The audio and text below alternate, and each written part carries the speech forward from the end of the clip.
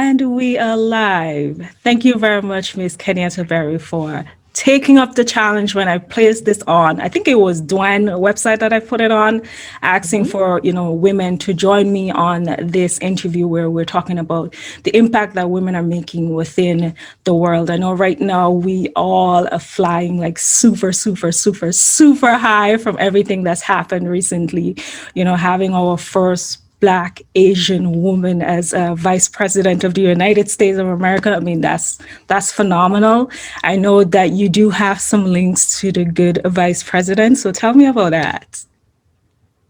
Yeah, so we both are members of Alpha Kappa Alpha sorority, and she pledged at Howard University, and I pledged at Michigan State University in Lansing, Michigan. So while we didn't go to the same school, we still are sorors and sisters. Oh yes, I've been seeing it. I don't think you can go on social media right now and not see that. With everything that's happening, it's like everybody's claiming her in every single aspect of it. And I mean, that's absolutely phenomenal. And it just shows that when women, use their voices and they get into spaces that they were told, oh no, you may not be suitable for this particular position, that when we show up, it's absolutely amazing that the things that we can do. And when we rally around each other, one person achieves something and we all achieve it, right? And that's like absolutely amazing. Absolutely. So I know that you're doing a lot within your own field. We're talking about you Hmm. being an attorney, you being an author,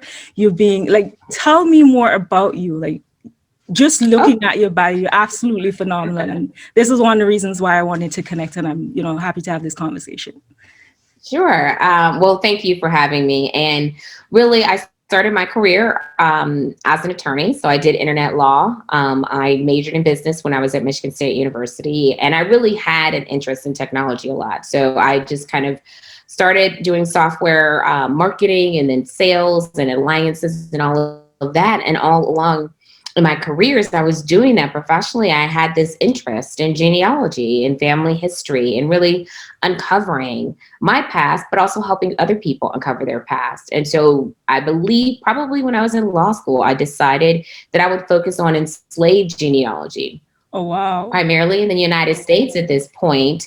However, my career or my reach or research has gone beyond the US, but that's really been my focus for the past, I would probably say 10 plus years. And I just absolutely love what I do, because what I've seen from working as a host on Genealogy Roadshow is being able to change someone's life when Yeah. you tell them who they are, when you give them that connection to their past. Yeah. And I could see their face change in front of me. And that has been so meaningful to me and something I really enjoy. And that's why I do what I do. Oh, that's amazing. I think my younger sister, she goes to the University of Chicago. She scientist, that's always been her thing. I think you two will make a great connection because she's like, oh, we need to do no, where we're from and where we're connected from, and we're like, really, Sophia, can we not, like, but I think I think you two will definitely be able to hit it off and connect in that way. She'll be on cloud nine with it.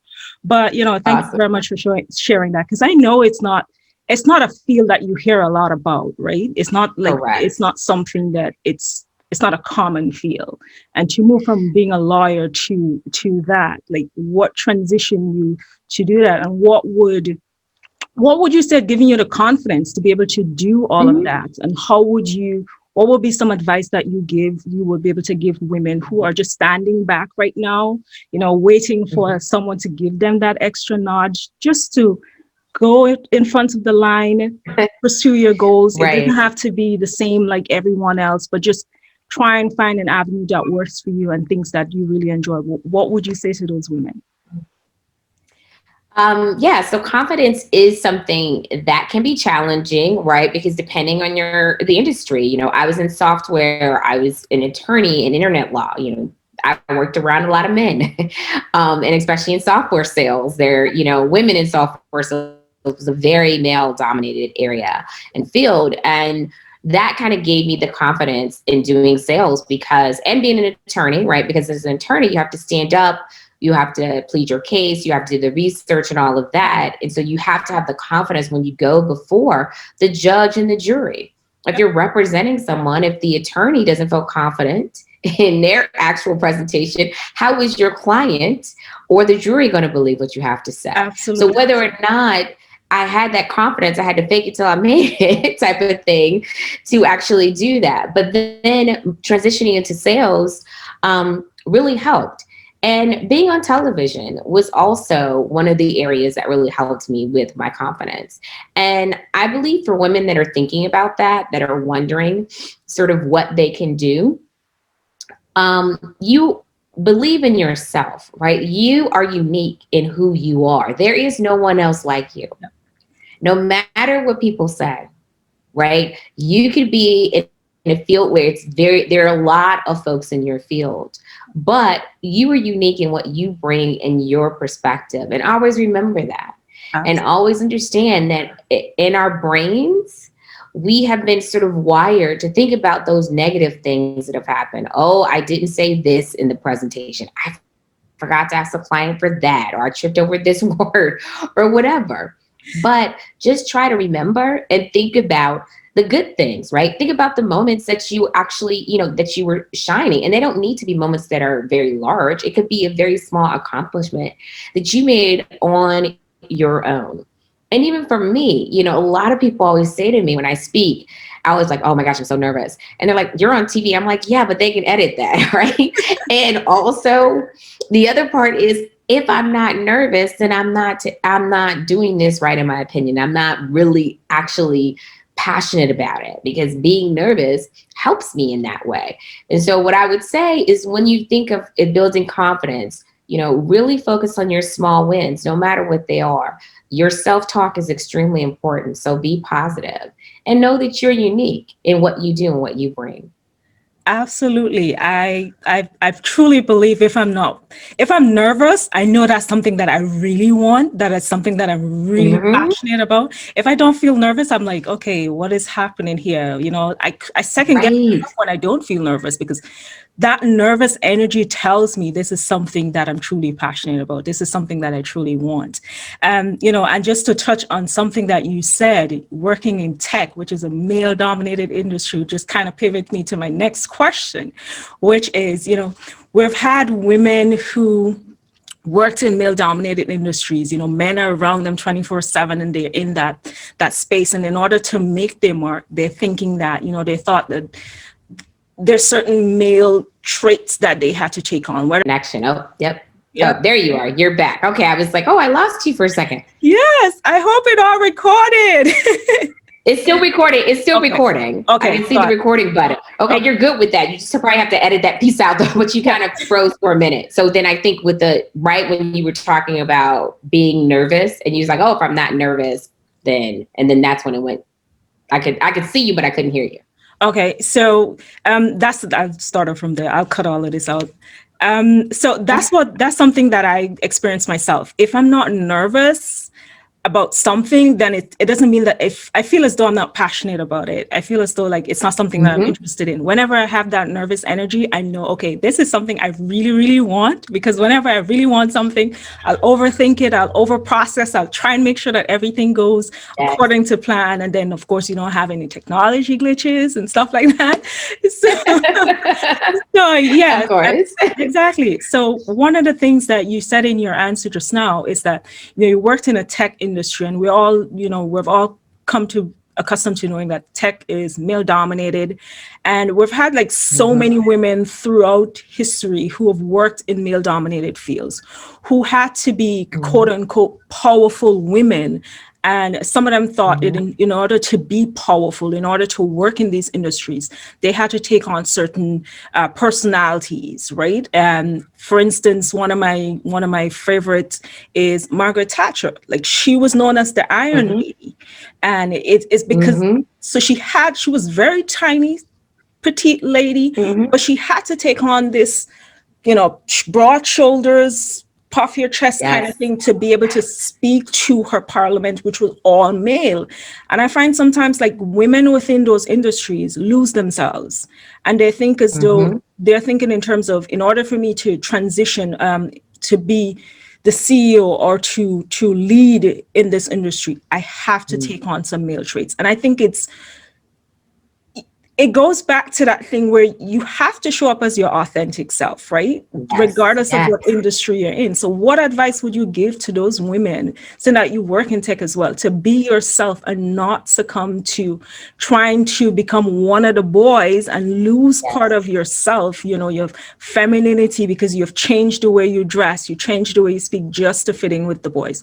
What advice would you give them when it comes to, having power, but at the same time showing up as yourself and still being feminine, still having that feminine touch? Yeah, it's a great question. And, you know, even being an attorney, right? I mean, it was just, I have been in very male dominated industries in my professional life outside of genealogy. Genealogy is also my profession. But when I, was as an attorney in internet law, I mean, that was a new field when I went into internet law. It was back when Amazon sold only books. Okay. This was like a new thing. Wow. And then that's, and that was, yeah, exactly. Right. So that's like that part of the technology piece from a attorney perspective, but then being in the marketing and the product development and all of that. And finally ending my career in alliances and sales, where I'm competing with men. Yep. My team at one point, I was the only woman.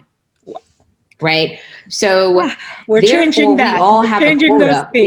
Yes.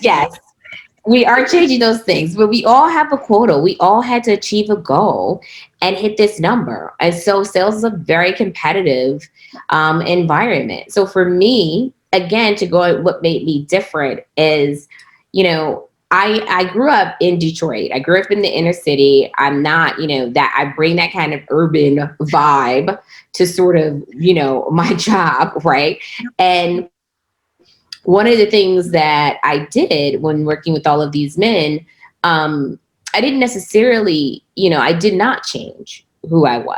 I still, wore my pink like I wanted to. I still, dressed the way I wanted to. But for me, it was all about, okay, at the end of the day, it's about the number. Did you hit your number or not? Yes. I mean, that's it. That's how you're measured. And so I really came to the table with, my approach to sales is going to be different. My approach in this environment is going to be different. And what I found in being successful is that most of the men would go into the deal and they would bring someone to do the demo for them, and they'd get up and do the same presentation, right? And then they just kind of walk away. I got to know the people I did business with. Yeah. I got to actually understand, because when we were selling human resources software, most of our buyers were women. So I was buying, or women were buying my software. I was selling to women. So I knew that was an advantage for me, that I didn't need to be someone different. And the same as when I was in, being an attorney, it was an advantage for me to take my knowledge and say, as a woman, this is the approach I would take. So the advice I would give is, if you really want to, if you think about these different areas, if you want to be VP or director, your mid-career and all of that, one of the big things to do is to assess the situation that you're in and the people that you're being measured against. Yeah. And then look at the other women in your organization and honestly ask yourself, for where they are they happy in their position if they've done certain things that modify who they are to get there? Yeah. Have they gotten to this position not being their authentic self, and that has cost them? And do you really, kind of want to do that? Because I believe you truly can get where you want to be by being who you are. You should not have to change who you are, because men don't do it.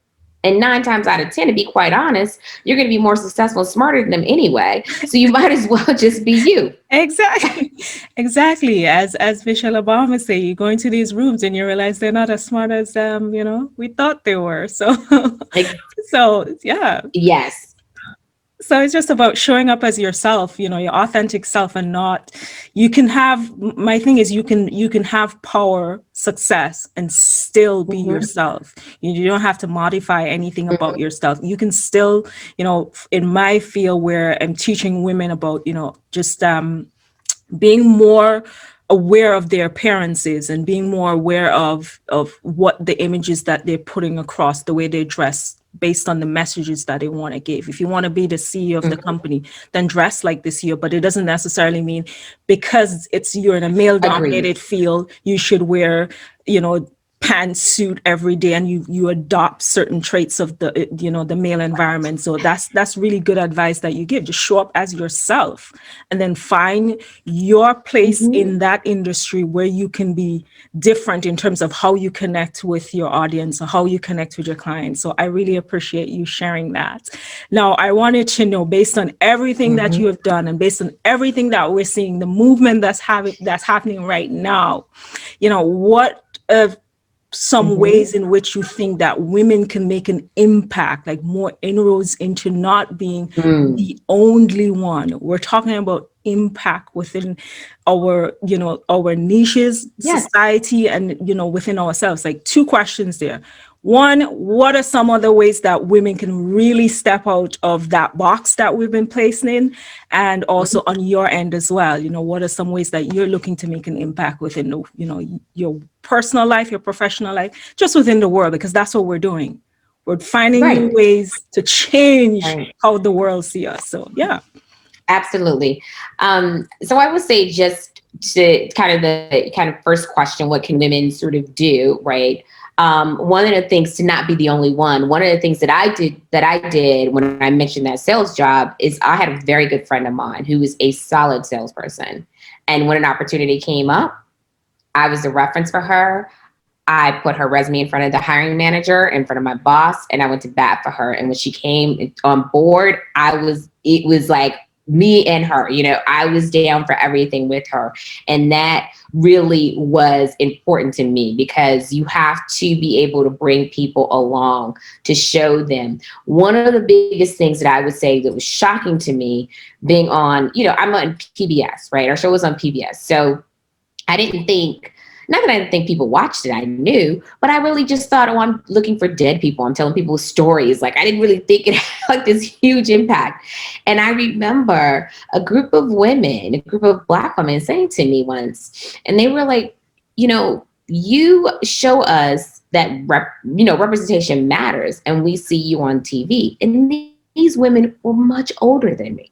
And that was shocking to me.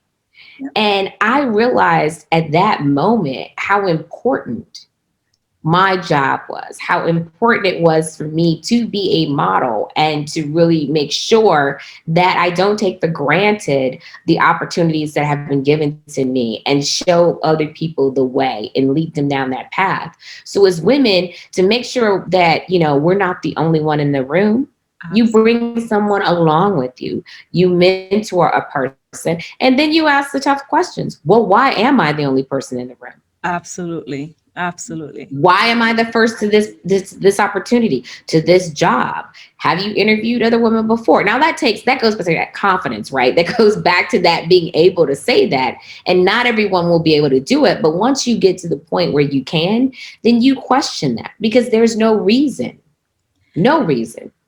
why there shouldn't be more women there. Exactly. Absolutely agree. Because we've been doing so much without having that light shine on us. And I think, as you said, it's so important that whatever strive we have made in our own lives to bring another woman, and just look at that chain of one, just it's a chain that I think right now, more than anything, we've been saying it, that women need to come together. We have hashtags, empowering women, women empowerment, and working together, women supporting women, but we need to go beyond the hashtags now, right? We need to take actual action, and that action starts, as you said, whatever field you're in, whatever you're doing, find a way to empower a woman, find a way to bring a woman up with you, and ask, as you said, those tough questions. Because it's like, if you look around, you're like, I'm the only woman. Why am I the only woman in this field? And then if we want to take it further, why am I the only Black woman in this field? Absolutely. I didn't even get into that. Yes.